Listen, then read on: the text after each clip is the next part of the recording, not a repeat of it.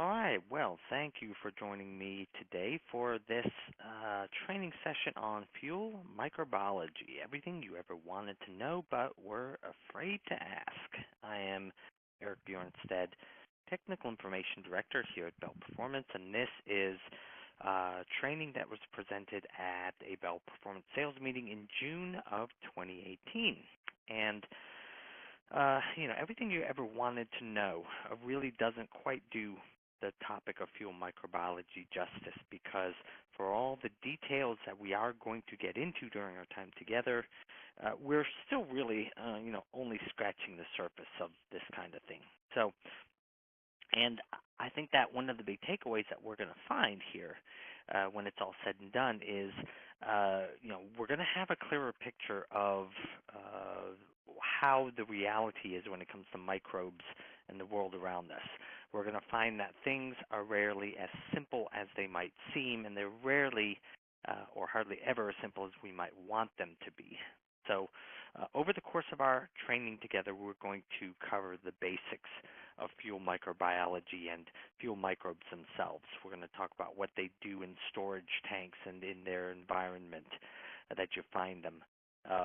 What they do with water, the effects, how they interact with it, the effects that they have on the environment around them, and how they cause problems. And we will transition into a consideration about condition monitoring and sampling considerations that we really need to take into account as we seek to stay on top of whatever microbe-related problems we might have identified. And then lastly, we're going to consider what we need to do about it issue. We talk about contamination control. How do you get rid of a microbe problem, which involves a little bit more than just dumping biocide into a tank. So we'll go into those kind of things as well. So typically when we're talking about this kind of thing, we kind of lay the groundwork for our discussion by talking about the reasons why people should care about this kind of stuff. And since fuel microbes and fuel microbiology is largely a B2B consideration, we have to talk about the costs of microbial contamination for business. And the costs of this are pretty substantial, especially when you're talking about microbe-related corrosion.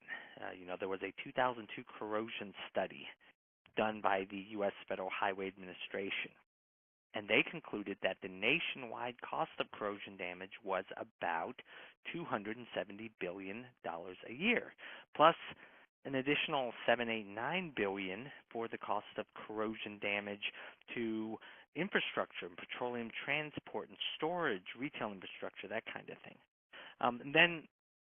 So that's a national picture. But then as you move towards the ground level and consider what microbe-related corrosion costs individual customers, ones with the actual fuel storage tanks and the stored fuel itself. If you've got a retail gas station, what we might call like a C-store, they could suffer from slow flow rates. And so they have a loss of between 5 and 20% of their fueling revenue because their flow rates are slower than they should be. And you've also got petroleum infrastructure corrosion and damage to that.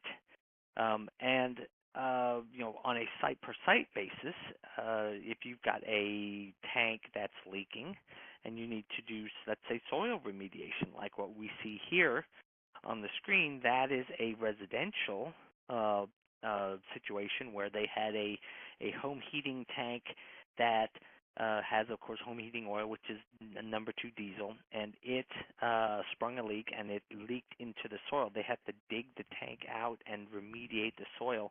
That's going to cost these people between $200,000 and $500,000.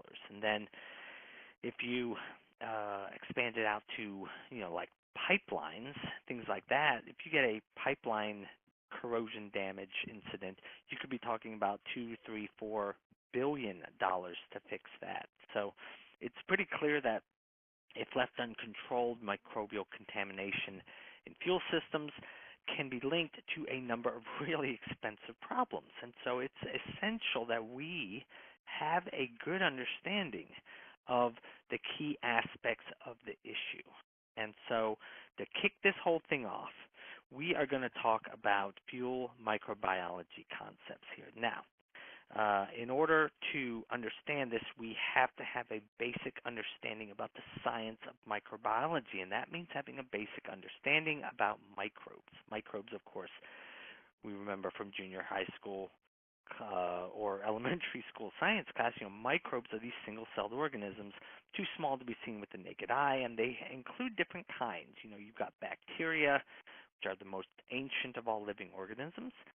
You've got viruses, you've got fungi, you've got algae, you've got archaea, which have only been on our radar for the last 20 or 30 years, and you got protozoas. Now, you're not going to find all of these different kinds in every single place you might find microbes. Like, for example, it's pretty rare that you go into a fuel system and you find an appreciable number of protozoa or archaea. So if we're going to maybe narrow this subject down to the people that we serve that are most concerned about it, i.e., fuel distribution and fuel systems, bacteria and fungi is what we find most often in those kind of places. Now, even among the basic categories of microbes, fungus and algae and bacteria, those kind of things, there are subcategories that reflect where you're likely to find that particular thing within a fuel system, or even if you are likely to find it. So these different subcategories, we've got some of those on the screen there. You've got aerobics versus anaerobics. Those are basically a distinction between microbes that require an oxygen-rich environment to live, which are the aerobics, versus microbes that need not just, a somewhat oxygen-rich. They actually need an oxygen-free environment. That's the anaerobics. You've got the microaerophiles, which are the ones that are in the middle. They only need some oxygen, but they can't tolerate too much. Then you've got these facultative anaerobes, which these are ones that play an important role in the overall ecology of a microbiological system, because a facultative anaerobe will start out in an oxygen-rich environment. They will live and they will grow and they will consume oxygen and they will respire and they'll use the oxygen up. And as the oxygen concentration in the environment around them goes down, they can then switch, kind of like change modes, so to speak, and become essentially anaerobics. And they will switch from respiration to fermentation. We all know what, basic fermentation, what things that gives us. It gives us, ethyl alcohol. Well, these facultative anaerobes will switch to fermentation, and they'll basically change the environment to make it easier for other microbes to grow as well. And that's a key thing that we have to understand about microbes and how they live and how they interact.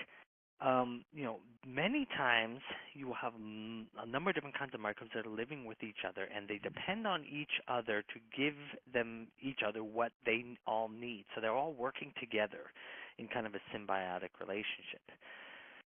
Now, microbes are also really good at adapting to whatever available conditions are before them, so that they can grow and thrive in all sorts of different kinds of situations. Some microbes get energy from light. Some of them break down chemical compounds to get their energy. Some of them process carbon dioxide. Some of them process organic carbon molecules. Some of them, use carbon dioxide or NO3 or alcohols in different ways. There's all different kinds of microbes that can tolerate and use all different kinds of things that they find. So an important thing to remember about all of these different kinds or types of microbes, some of them requiring one thing, another kind, actually hating that particular thing and gravitating towards another. The thing to remember is that they all help each other. And in a given fuel tank, we have a tendency to oversimplify how we describe things sometimes. But in a given fuel tank, you will very likely have thousands of different kinds of microbes all living together, all working together, and they really require the presence of each other in order to grow and thrive. And that is why microbiologists will talk about microbial colonies being kind of like their own little ecosystem or their microbiosphere, so to speak. Now, given what we just said about all these different microbes living together and working together, and given how we know how adaptive microbes can tend to be to their surroundings, we have to think that the presence of certain environmental conditions can affect different kinds of microbes differently. So, what general kinds of environmental conditions in let's say, in a fuel system can affect microbial growth? Well, there's three of them that you can see there that we would have to consider. You've got pH. Contrary to popular opinion, there are plenty of types of microbes that can grow and thrive in both high and low pH conditions, which is not the way they used to think it was. They used to think that if you have a really acidic, which is low pH, or really basic, which is high pH, if you had high or low pHs, that it would prevent microbes from growing. Well, they now know that that's not really true. There's plenty of kinds of microbes that will grow and thrive in even those kind of situations. Same thing for temperature. We know that microbes grow faster at warm temperatures than they do in cold temperatures, but when you're talking about temperature extremes, again, the the common knowledge or the assumption used to be that if it's really hot or really cold, microbes couldn't grow there. Well, now we know that by and large, that's not as true as you might think. Now, how this relates to, the areas of our focus is that we know that fuel systems don't tend to have these temperature extremes. You don't tend to have really cold or really hot conditions. And so what that means for us is that we have to recognize that fuel systems present the ideal temperature ranges for the optimal growth of many kinds of microbes. And then, of course, water and salt content. We all know that microbes need water to grow, but there's also what's in the water can also affect how they grow. Stuff like salt content. Many kinds of microbes will need a certain amount of salt in the water, in the bottom water, in order for them to grow and thrive in a given fuel system environment. Now, there's a question out there. The statement, there's a lot of microbes out there. We are only now coming into more of a realization that things are more complex when it comes to microbiology than we first imagined. And as scientists are learning more and more about the microbiological world around us, what they're realizing is that there are a lot more different kinds of microbes all around us than really we can even really wrap our heads around with our human minds. Now, I'm reminded of a video that I watched. I think it was probably a Facebook video. And the basic point was one that you could get behind. It was that talking about people who wear their shoes indoors. So they're walking around outside and they come indoors and they track all that stuff from outside indoors. So far, so good. We can agree that, it's probably more sanitary and cleaner to, take your shoes off, wear slippers around the house, whatever. But when they started mixing science into it, they started undermining the legitimacy of some of the points they were making, because they started throwing in things like, well, they did a study of sneakers and they found the average sneaker has 400,000 bacteria on it. And that's not even close to being correct. In fact, it vastly, vastly underestimates the amount of microbes out there. There are so many microbes out there. The average person cannot even comprehend how many microbes there are in the environment around us. You could talk about things like on every surface that you can find anywhere in the entire world. So just wrap your head around that. Any surface, anywhere, every single surface, anywhere on the face of the earth, if you take a square centimeter of that surface, again, depending on what exactly it is, you could have, ballpark, you could have 1 million microbes on every square centimeter of virtually any surface that you can find anywhere on the planet Earth.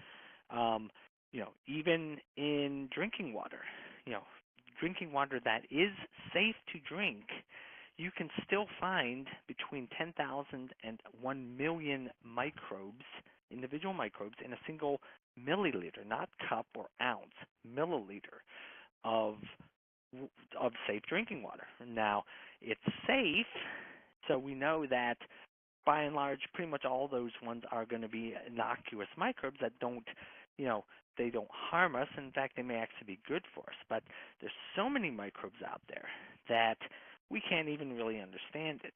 And then you get to like the bottom water in a storage tank, right? You're not talking about a million microbes in a single milliliter. You can be more than a billion microbes. Multiply that by 1,000 times. There's even more concentrated microbes in there. They estimate that the average person has on their human body has 100 trillion microbes living on them at any given moment. So just throwing out facts like that, it should be easy to see there's so many microbes surrounding us every second of every day, everywhere we go, that we should never be surprised when we find them in large numbers pretty much anywhere. And that includes in fuel systems and storage tanks, right? So that leads us to consider, since we find microbes in fuel systems and storage tanks all the time, it's a fair question to say, how do they get in there? And if we ask how do microbes get into fuel systems, we really want to look at two questions when we're asking that. We want to know, how do microbes commonly get into storage tanks, right? And then how do they get into the other areas of the fuel distribution system? Now, for storage tanks, there's lots of ways for microbes to get in there. Anything that enters the storage tank will have some level of significant microbial presence on it. Whether you're talking about water vapor that comes into the air, not to mention, if actual liquid water comes in from the outside, that's got tons of microbes in it. You get fuel drops, you get dust particles in the air. There's always microbes on the scales of millions and billions, all the time, 24 hours a day, 7 days a week, coming in and going out of storage tanks. For the fuel distribution system, you start with the baseline, so to speak, that fuel distribution system starts by and large at the refinery. That's the starting point. And when they're refining fuels and they're putting together different base stocks, you have really high temperatures, high distillation temperatures that are involved there, and those sterilize the fuel, sterilize the feedstock. So you have a sterile starting point. But the minute that it leaves that starting point, you start to get microbial growth and exposure to microbes at a number of different points along the way. Usually, the fuel will go at the refinery, will go into a bulk tank. Well, bulk tank by no means is sterile. Lots of microbes in there. Then it'll go from the bulk tank into a ship or a pipeline or a rail car, none of which are sterile. And it'll get sent out to fuel depots where it will go into another storage tank where it's not sterile at all either. And when you're at fuel depots, these fuel depots are getting fuel from 100 different refineries and aggregating them all together. Well, what happens if the pipeline from refinery number 61 happens to have microbial biomass along a significant stretch of it? Well, all those microbes are going to get carried into the fuel that's aggregated with the 99 other refineries, and then that's going out to smaller bulk facilities and ground dispensing facilities. So, the long and short of it is that there are any number of ways and areas for significant microbial presence to inoculate fuel and to develop in fuel. I mean, there's just no way reasonably to keep them out. We said pipelines. Pipelines have tons of surface area in them. Like you take a 5-mile stretch of pipeline that's like a half-meter thick. It's not even a big pipeline. Well, for a 5-mile stretch, that's like 15,000 square meters of surface area for microbial biomass and biofilm to form and grow. And So, basically, bottom line is that there's so many microbes everywhere, you can't keep them out. So you have to manage, you have to keep them under control in terms of managing their effects. Um, Ultimately, for our purposes with the Bell FTS program, the Bell Fuel and Tank Services program, ultimately we are not that concerned about whether the bulk tanks at the refinery have microbial growth. What we're most concerned with are the fuel storage tanks downstream and what microbes do there and what we can do about microbes in those arenas. Now, when we start considering questions like where do microbes live in the kind of storage tanks that we're going to be used to addressing, um, we generally speaking, we are used to saying that microbes live where there's free water, and they live and grow best at the interface between the free water and the fuel phase. However, that's not entirely true. Most microbes actually grow best within biofilms that are located on solid surfaces. Now, you look in any storage tank, biofilms do not tend to get evenly distributed within a storage tank. There's always going to be areas of concentration where you get more biomass here versus less biomass over here, simply because of what microbes prefer inside the tank with respect to the kinds of things they need to have in order to grow. Many times, you crack open any particular storage tank, round storage tank, you'll find that the heaviest accumulations of biomass tend to be about 15 degrees either side of the bottom dead center line in that tank. Now, we're looking at a tank and we see all this biomass. But let's say we have the ability to start going down closer and closer and closer to that. In fact, let's say we have the ability to shrink ourselves and become, the size of a microbe and go down into that biofilm and see what's going on in there. If we were able to zoom in that close, would there be anything notable that we would notice? Well, of course, anytime we ask a leading question like that, of course the answer is yes, of course there is. So let's talk about that. There are things that we could see about microbial communities in that biofilm that we would never have guessed otherwise. Now, when we're talking about microbes, we are never really talking about individual microbes. Individual microbes by themselves are never really the problem. The problem happens when they multiply, and they grow and they multiply, and they form these complex microbial colonies and communities. That's when we start getting some of the problems that we see. Now, how do microbes form these colonies? Well, in a extremely oversimplified way of describing it, it goes something like this, as you see the graphic on your screen. You start with a single free-floating cell, what they would call a planktonic cell. And the planktonic cells are out in the liquid. Let's say they're out in the fuel. And they're going out, and eventually they find a surface, a solid surface, and they settle on that surface, and they start secreting adhesive substances. The adhesive substances actually help them to stick and attach more permanently to that surface. So once they're there now, they start reproducing, and they start producing more. 2 becomes 4, 4 becomes 8, 16, 32, etc. How fast this happens depends on the kind of bacteria they are or the kind of microbe they are. And so they're reproducing, and they start to form these microcolonies.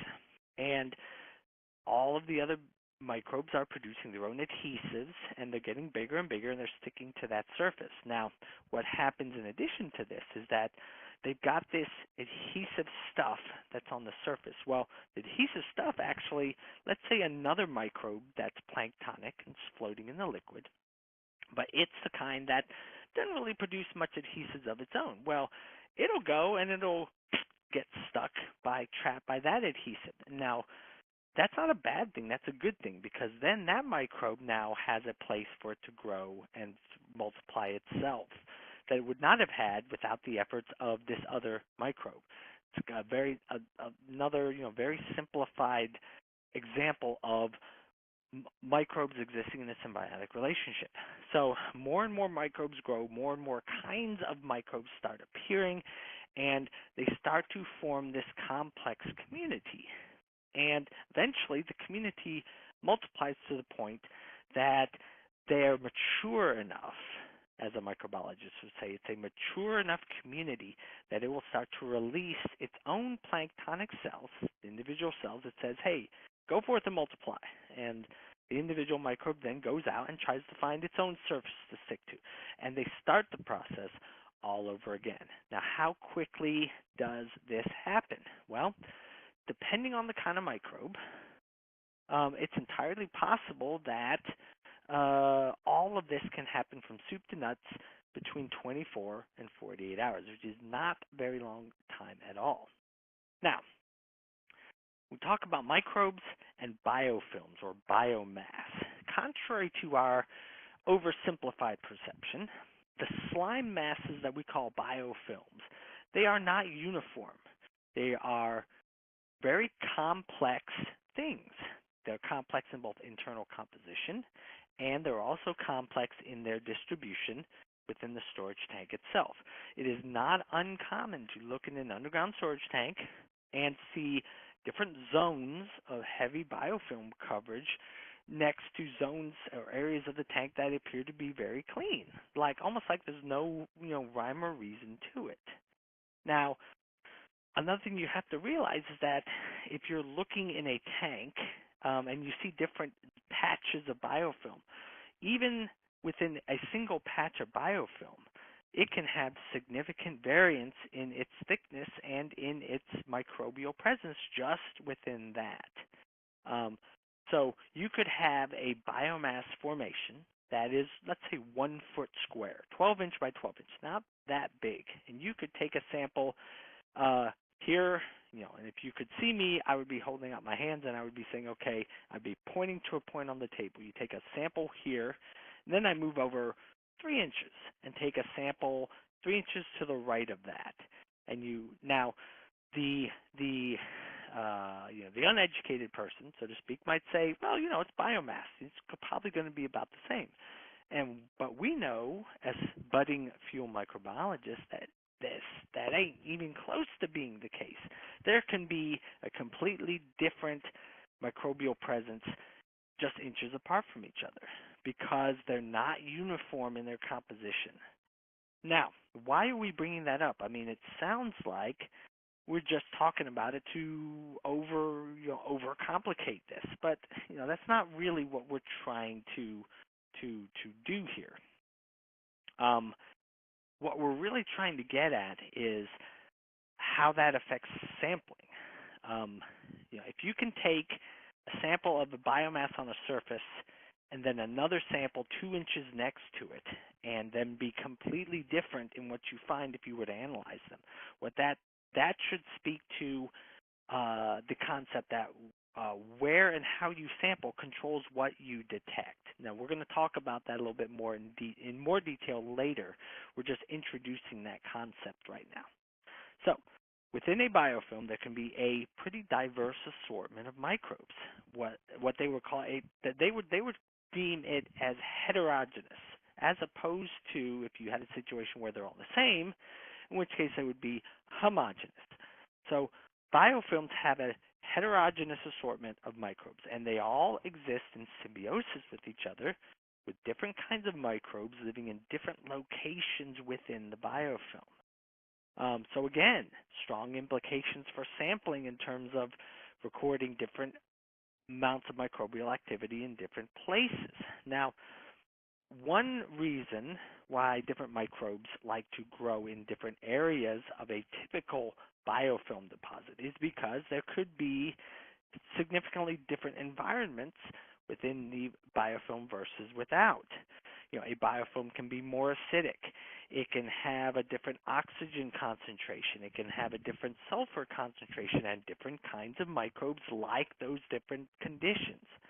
So if you just come to the realization or acceptance of the fact that there's a different environment within a biofilm, that can help you rationalize why things can be so different there versus outside.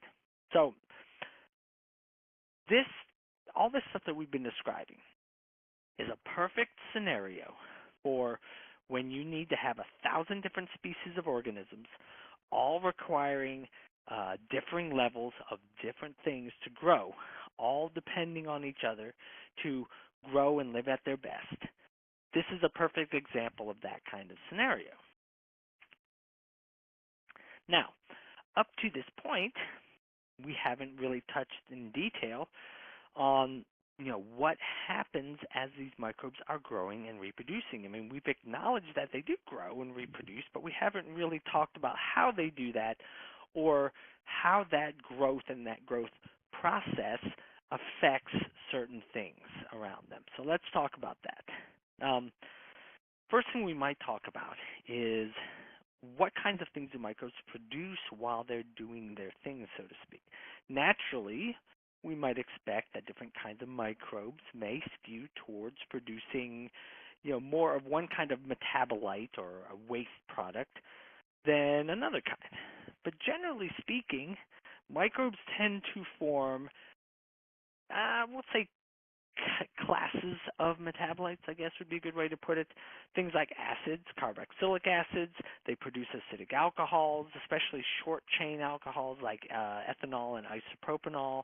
They produce sulfates and salts. They produce weak organic acids that later become strong acids, like a weak organic acid that might, if you got some chlorine around, well, the chlorine ion is, like, for example, if you got salt, right, NaCl, if it disassociates and becomes sodium ions and salt or chlorine ions, those chlorine ions can then react with some weak organic acids that a particular microbe produced, and suddenly you get the formation of a strong acid like hydrochloric acid. One thing we did not mention, the third one there on the list, biosurfactants. Now, if you're ever playing Scrabble and you have this kind of word combination, if you can spell zwitterion, a zwitterion is another name for a biosurfactant, which is a molecule with a polar head and multiple nonpolar tails, and they have specific effects in fuel that we'll talk about here in a minute. Microbes producing biosurfactants, zwitterions. Zwitterions, we said they've got a polar head and nonpolar tails. Polar head means that their head has an electrical charge. And that means it's attracted to other polar molecules like water. The nonpolar tails are attracted to nonpolar molecules like fuel. And so what do you think happens when microbes produce these surfactants?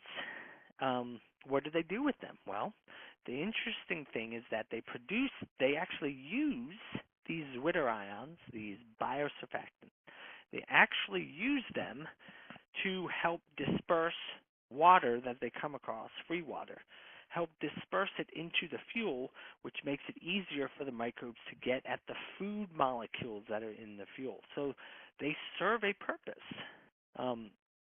And the net result, or the net consequence, I guess, of microbes producing and using these biosurfactants in this way is that you get these invert emulsions, these water in fuel emulsions, which makes the fuel hazy. So that's something that happens. So speaking of emulsifying water and making hazy fuel, we may be touching on a broader question here.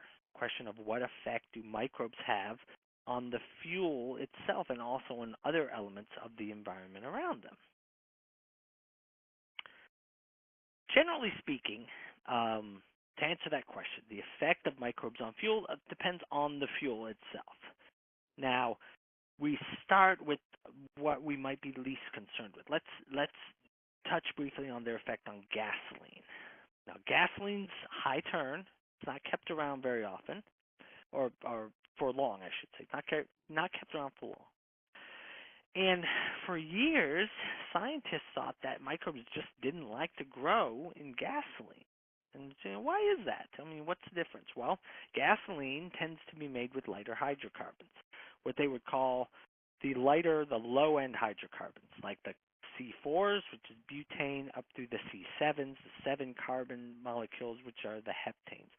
And for a long time, scientists actually thought that those low carbon, low weight hydrocarbons, they thought they were toxic to microbes. That's why they don't like to grow in gasoline. Well, now they know they're absolutely dead wrong about that. They can grow quite easily in those kind of situations, and in fact they will actually choose to consume or eat these low end hydrocarbons first, and they'll also like to consume oxygenates like ethanol, for example. Now, what happens to gasoline that undergoes this kind of attack? Well, if the microbes are consuming and using up the lower weight molecules, well, that's going to change the distribution, the molecular distribution of the fuel. It's going to increase the percentage of aromatics, which affects the emissions that the gasoline gives off. And because they're changing the ratio of the lighter hydrocarbons to the heavier hydrocarbons, that actually can adversely affect the vapor pressure of the gasoline, which not only produces higher emissions in summertime, but in the wintertime it can produce vapor lock, which is never something that you want to have happen. All right, now let's go back. Let's look over to the diesel fuel side of things. Now, talk a little bit about the effect of removing sulfur. Now, it is widely known now, at least it should be widely known now, certainly widely known by us because we talk about it all the time. The effect, removing sulfur from diesel fuel changed the way the fuel interacts with microbes. Now, the conventional wisdom has always been, that using this quote, sulfur is a natural biocide. And we've said that before multiple times in the past. And the implication for that phrase is that microbes didn't like to be around sulfur, so if you took all the sulfur out, they're going to come flooding in because the sulfur kept them from growing. Now, that is a fairly significant oversimplification of what's actually going on. It is true that removing the sulfur makes it easier for the microbes to grow, but it's not true for the reasons that we have thought in the past. We know just from basic scientific principles that sulfur does not keep things from growing. Sulfur itself is what they call a macronutrient. Microbes and other living things need elemental sulfur to grow and to survive. So that right there means it cannot be true that they don't like to be around sulfur. What actually happens, though, when they took the sulfur out of the fuel, they did the hydrotreating, the processing of it at the refinery, is that not only did they take the sulfur out, but they destroyed a number of things like aromatics that microbes didn't really like to consume. And so they left behind more of the things that microbes do like to consume. And so they produced diesel fuel that was low in sulfur, great for the environment, but had a higher proportion of the things that microbes like to use as fuel. And then, boom, you have fuel that microbes like to grow in to a greater extent than before. Now, if you were to get uncontrolled microbial growth in diesel fuel, it would have specific effects on certain physical properties of that fuel. We will touch on that in a little bit more detail later when we talk about this issue of condition testing. Now, we asked the question. We talked about water before. We talked about the existence of a water phase, and so we say, or we ask the question, how do microbes use this water phase? Doesn't take much water at all for microbes to do what they need to do. Now, this is something that we really need to understand, not just from an intellectual level, but it has definite, specific implications for what We do with the Bell FTS program. It has implications for what we advise other people to do when we're communicating what the best practices for fuel maintenance and fuel PM should be. Um, People have to understand that microbes really do not need very much water at all in order to have some significant effects. Now, let's say that you had an eighth of an inch of water phase at the bottom of a tank. That's like 2 or 3 millimeters.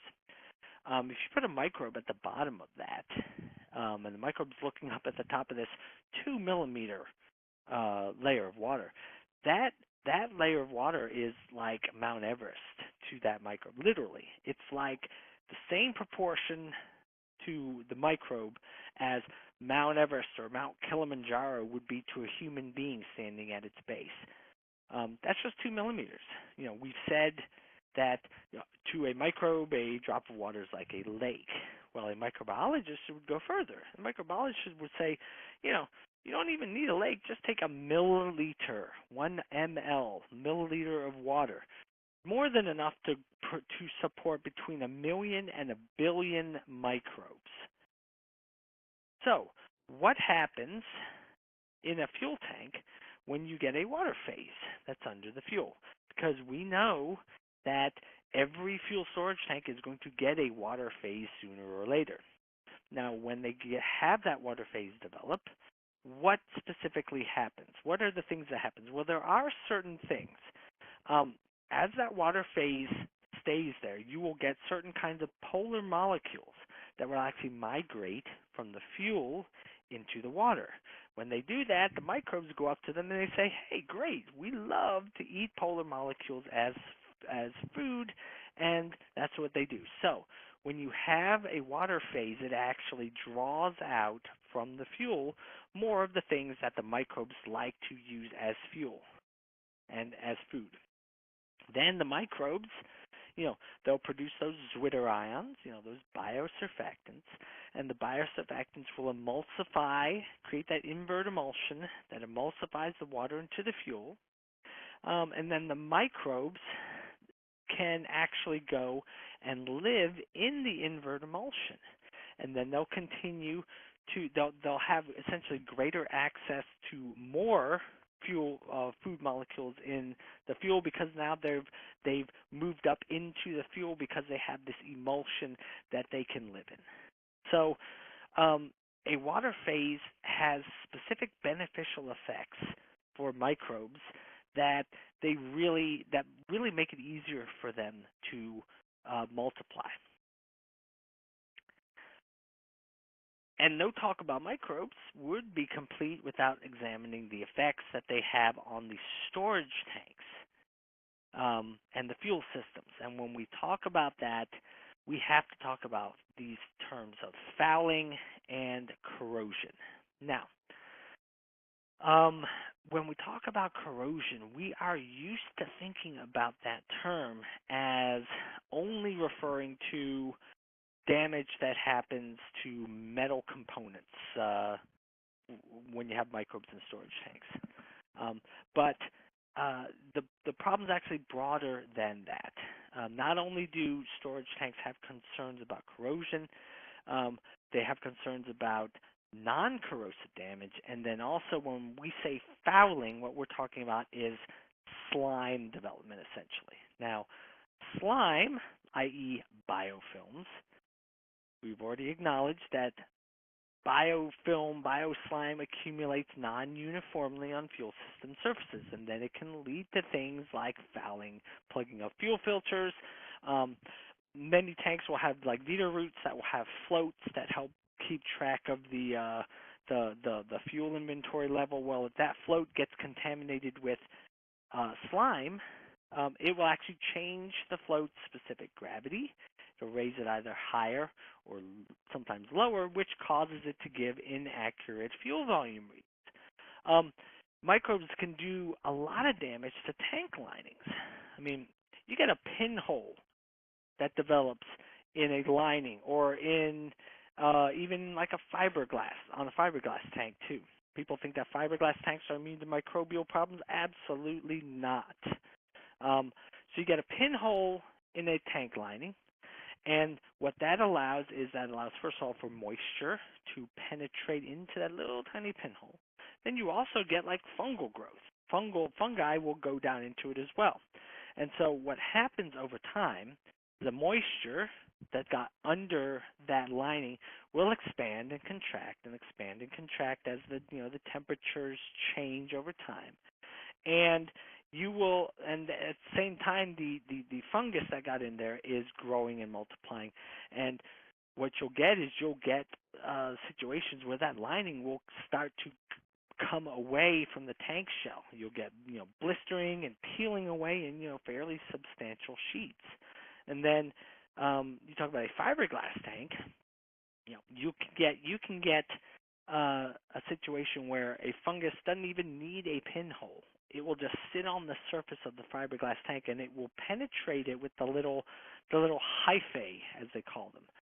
Those things will grow and they'll go down and they'll penetrate the resin of the fiberglass, and they'll actually consume the resin as food. Which then, once the resin's been consumed,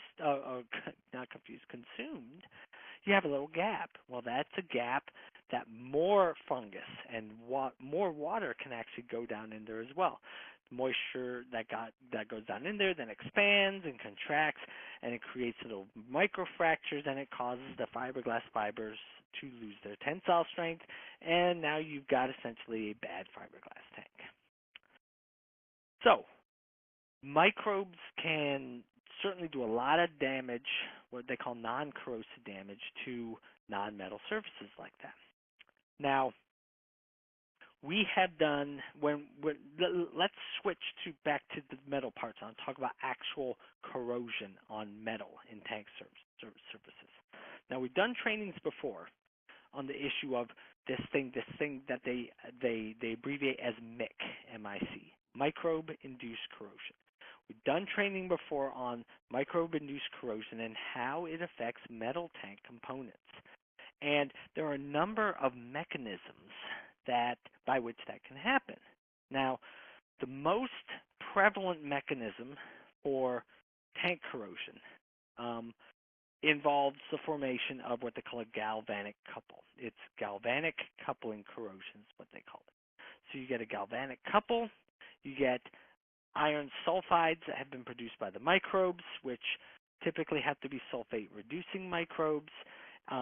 Those microbes will remove electrons from one side, and this leads to the creation of what they call an electropotential gradient, a difference in the electrical potential between one surface and the other. And when that happens, then that's when you get galvanic corrosion. And that's the specific mechanism by which it happens. Now, one thing to note about that is, from a practical standpoint, when you have a biofilm formation, that is what's happening at the area of the biofilm.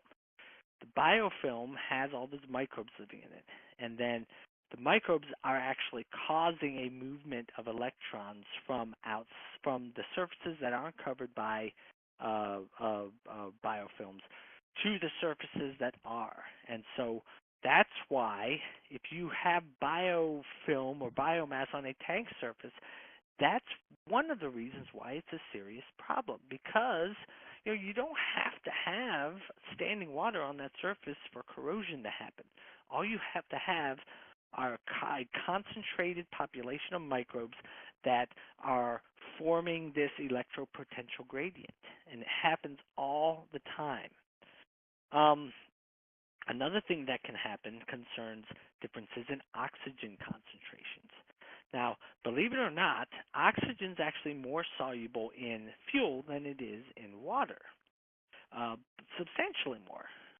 You can get about 60 ppm, parts per million, concentration of oxygen in fuel versus about 8 parts per million in water. So, what happens with that fact is the oxygen will actually, when you have water and you have fuel, the oxygen will actually diffuse, or it will move from the fuel into the water phase. Now, this is an issue of what they call osmotic potential. Um, we're familiar, at least conceptually, with this idea of osmosis. Osmosis is the chemical characteristic, I guess, phenomenon where when you have different concentrations of different things across on different sides of, let's say, a permeable membrane, the tendency is going to be for the molecules to move from the area of high concentration to low concentration in order to try and naturally even that out. Well, if you've got fuel that has a high concentration of oxygen, 60 ppm, and you've got water that has a low concentration of oxygen, 8 ppm, what do you think is going to happen? The oxygen's going to move or diffuse from the fuel into the water. I mean, that's just what it's going to want to do. Well, how does that affect the tank? Well, if that happens in an area where that oxygen can get trapped, like in an area where there's biofilm, right? What you're going to get is you're going to get localized areas of a high oxygen concentration on the surface of the metal itself. When that happens, microbes are there, you've got acids that have been produced, and all this stuff's interacting, and basically you can easily get corrosion that's happening on that spot. And that corrosion can actually be sped up by the presence of other things, like if the temperature's higher, if there's carbon dioxide in the area, if there's hydrogen sulfide in the area, which is something that's produced by sulfate-reducing bacteria. If there's presence of certain salts like sodium chloride and calcium chloride. In fact, if you have a sodium level that exceeds just 1/10 of 1% in the tank water in the tank water bottom, that salt concentration has been strongly linked to corrosion, and also, this is something we haven't really considered, to what they call soap formation of certain kinds of chemical compounds called soaps, and that happens when acidic components that are in the area combine with sodium and other things, and they form this chemical soap. Now, the reason why we're mentioning that is not because we want to sound fancy and just talk about soaps. This matters because these chemical soaps will actually attack the corrosion inhibitors that are in the fuel, and they will deactivate them. And when that happens, then there's even less of a thing present in the area to lessen corrosion happening. So we've gotten fairly down into the details with this, but we're still, remember what we said at the very beginning. The more you dig into it, the more you realize that it's more complicated than you first thought. Well, no discussion of microbial-induced corrosion would be complete without talking about the acid-producing bacteria and other kinds of microbes. Now, acid-producing bacteria, these are kinds of bacteria that produce short-chain fatty acids. They also produce low molecular weight acids like acetic acid, formic acid, lactic acid. And not only do all of these contribute to vapor space corrosion that we talked about in the Patel report training, they also themselves are used to provide nutrients for other kinds of microbes to grow, like sulfate-reducing bacteria. And then there are other bacterial species that actually can produce aggressive inorganic acids, like sulfuric acids. And there's microbes that contribute to producing, these localized high pocket concentrations of carbon dioxide, which, if those are there and there's water around there, well, they will dissolve in the water and they'll produce carbonic acid, which is highly corrosive to steel. Now, we talk about corrosion. We might want to touch on rates of corrosion. How quickly does this happen, I guess? And that's really the kind of question where we can start to tie some of these concepts into more of a real-world problem description kind of thing. How quickly does corrosion happen in a tank? Well, there are anecdotal instances you can cite. Stuff like, this is not something that somebody just made up. This is actually happened. There was a tank that had a 1/8 inch 304 stainless steel plate, and it was perforated by microbial acidic corrosion in less than 1 month. Now, that is a really extreme case. That's not the benchmark that we would use if we were trying to say how quickly does this happen. The what they call the literature value, the average literature value for corrosion rates is between zero point 0.3 and 1/2 a millimeter per year. That's for diesel tanks. Gasoline tanks actually have lower corrosion rates, approaching about 0.13 millimeters. So it's not something that happens mega quickly all the time, but if you let it go on long enough, then there will come a point where you will face some serious problems. Now, part of the nature of tank corrosion damage and fouling and microbial-induced corrosion, and this is something to consider, part of the nature of those issues is that you rarely find them unless you're actively looking for them. And that means, the consequence of that is you rarely find the damage until the damage has developed to the point where it's serious. And that is why it's important to consider this thing that they call condition monitoring. And that's what we're going to talk about next.